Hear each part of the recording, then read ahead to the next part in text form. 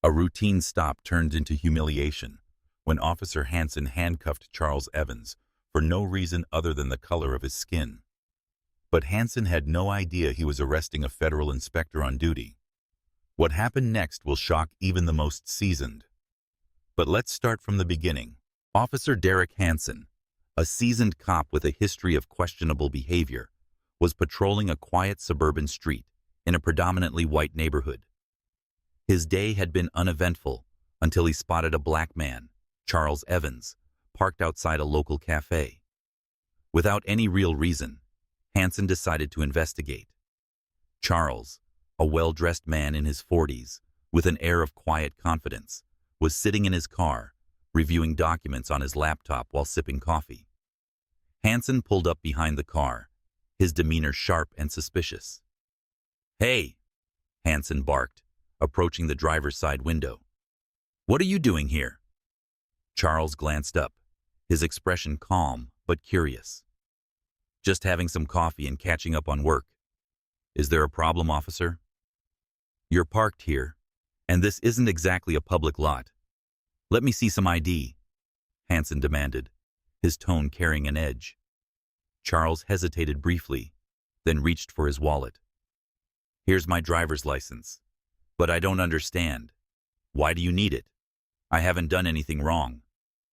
Hanson took the ID and scanned it without recognition. The name didn't ring any bells, and that irritated him. "What are you really doing here?" Hanson pressed, his hand resting near his holster. "We don't get a lot of visitors like you around here." Charles's brow furrowed, but his voice remained steady. "Officer, I'm not loitering. I'm just here for a meeting with a colleague. Is that against the law?" Hanson smirked. "I'll ask the questions. Stay in the car." Without waiting for a response, Hanson returned to his patrol vehicle and ran Charles's information. Nothing came up. Frustrated, Hanson decided to escalate, accusing Charles of acting suspiciously and refusing to explain himself.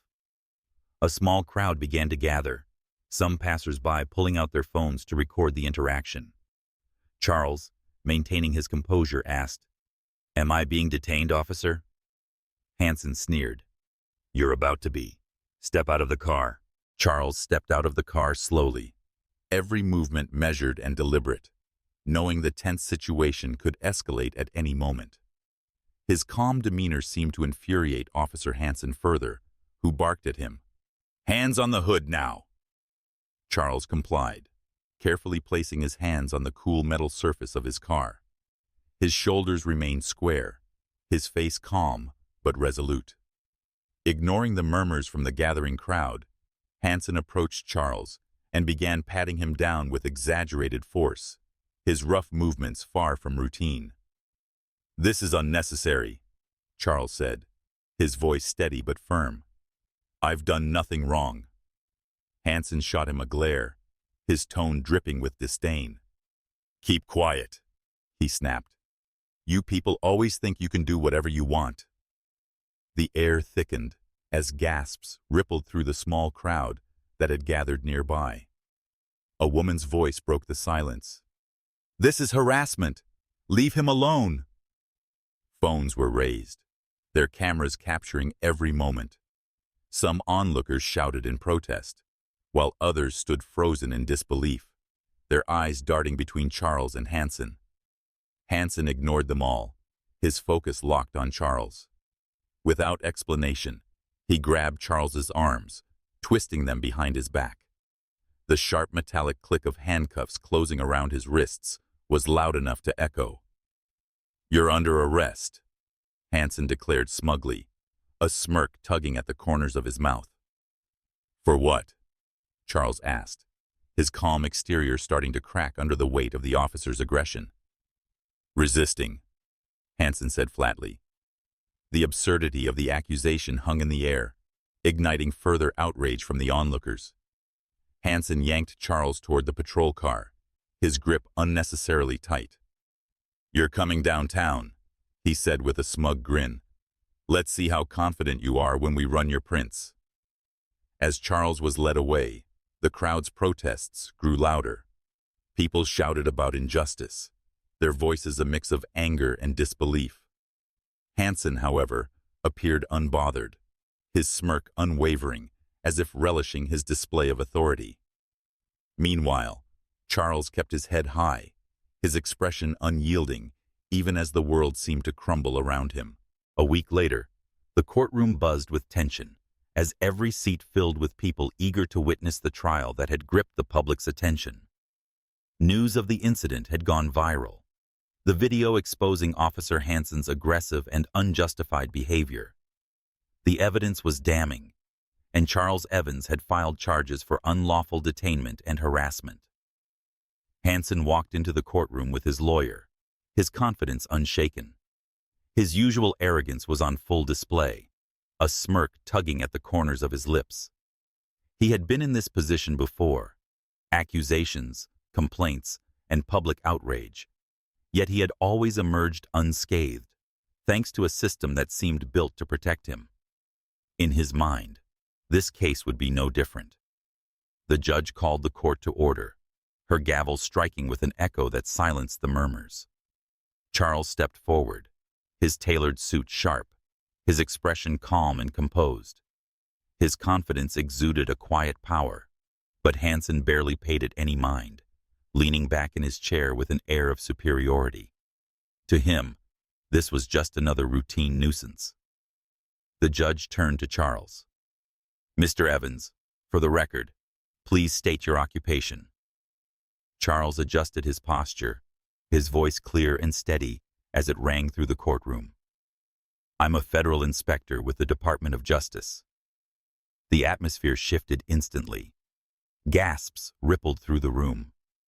Hanson's smirk evaporated as his face drained of color.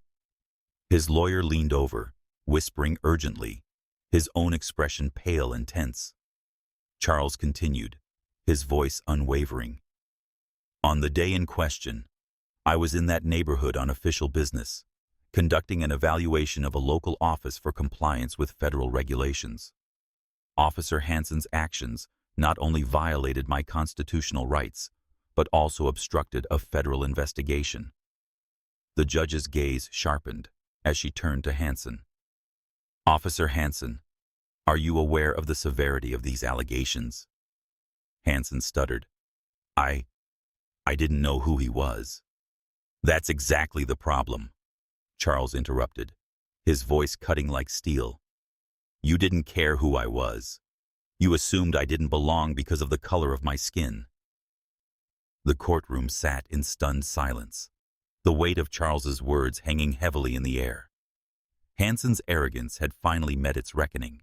The trial reached its conclusion with remarkable speed, leaving little doubt about the verdict. Officer Hanson was found guilty of misconduct, his actions deemed not only unlawful, but deeply damaging to public trust. The sentence was clear: immediate termination.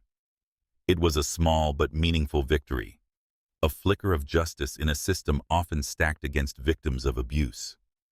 The case sent ripples far beyond the courtroom.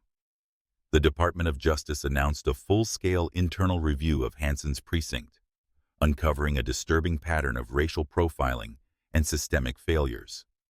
Investigations revealed that Hanson's behavior was not an isolated incident, but a symptom of a deeper, entrenched problem. Charles's case quickly became a catalyst for change. The viral videos of his arrest, combined with his composed and powerful courtroom testimony, turned him into a symbol of hope. Media outlets clamored for interviews, and Charles's words struck a chord nationwide. He spoke not of vengeance, but of reform, urging people to confront the biases that perpetuate injustice. His humility and unwavering focus on progress inspired countless discussions about the need for accountability in law enforcement. Meanwhile, Hanson's life fell apart. Disgraced and unemployed, he found himself shunned by the community that once turned a blind eye to his actions. For the first time, he felt the weight of his decisions. The power he had wielded so carelessly was gone, replaced by a haunting sense of regret. But for Hanson, the realization came too late. The damage he had caused, to Charles, to others, and to his own life, was irreversible. For Charles, the victory was bittersweet. He had been vindicated, his dignity restored, but the scars of the incident lingered. It was a painful reminder of the pervasive challenges Black Americans face daily. Yet Charles remained steadfast. His resilience and integrity left a profound mark on the fight for equality, showing the world that dignity and truth could overcome even the harshest prejudice. His story became a beacon, proof that change, while slow, was not impossible.